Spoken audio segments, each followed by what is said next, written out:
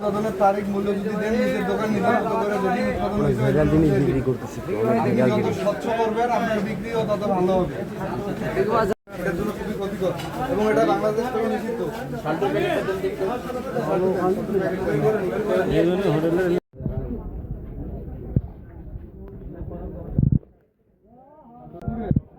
এটাতে আপনাদের মানে প্রত্যক্ষভাবেও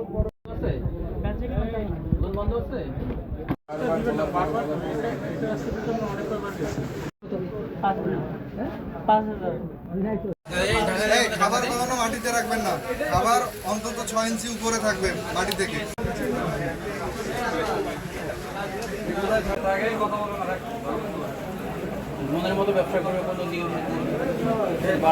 কর্তৃপক্ষ এবং ভোক্তা অধিকার সংরক্ষণ অধিদপ্তর গাইবান্ধা জেলা কর্তৃক আজকে আমাদের গোবিন্দগঞ্জ উপজেলার গোলাপবাগ বাজারে আমরা ভোক্তা সংরক্ষণ অধিদপ্তর এবং বাংলাদেশ নিরাপদ খাদ্য কর্তৃপক্ষের যৌথ অভিযান পরিচালিত হয়।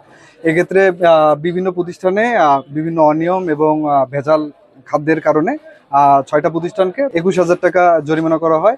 এখানে আমাদের মোবাইল ল্যাবরেটরি বাংলাদেশ নিরাপদ খাদ্য কর্তৃপক্ষের যে ভ্রাম্যমাণ ল্যাবরেটরি এর মাধ্যমে বিভিন্ন খাবার দোকানে বিভিন্ন খাদ্যদ্রব্যর বিভিন্ন প্যারামিটার টেস্ট করা হয় এবং এখানে ভেজাল শনাক্ত হয়। আমরা পূর্বেই বললাম যে 6টি প্রতিষ্ঠানকে 21,000 টাকা জরিমানা করা হয়। আর তাদেরকে দিক নির্দেশনামূলক বিভিন্ন উপদেশ পরামর্শ দেওয়া হয় যাতে তারা ভবিষ্যতে এই জিনিসগুলো ঠিক করে এবং পরবর্তীতে ভোক্তা পর্যায়ে যাতে সুন্দর এবং নিরাপদ খাদ্য সরবরাহ করতে পারে।